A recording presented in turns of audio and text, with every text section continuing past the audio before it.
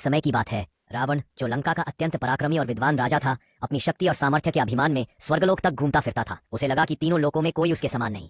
एक दिन जब वह कैलाश पर्वत से लौट रहा था, उसकी दृष्टि स्वर्ग की सुंदरतम अप्सरा रंभा पर पड़ी। रंभा स्वर्गलोक की ओर जा रही थी। उसके गहने बादलों में चमक रहे थे। उसका रूप दिव्य और मनमोहक था। रावण ने उसे देखकर ठहर गया और बोला, रंभा, तुम इतनी सुंदर हो, क्या तुम मेरे साथ नहीं रहना चाहोगी? रंभा ने तुरंत विनम्रता से उत्तर दिया, महाराज, मैं आपकी पुत्रवधू के समान हूँ। मैं आपके भाई कुबेर के पुत्र नलकुबेर की प्रिय हूँ।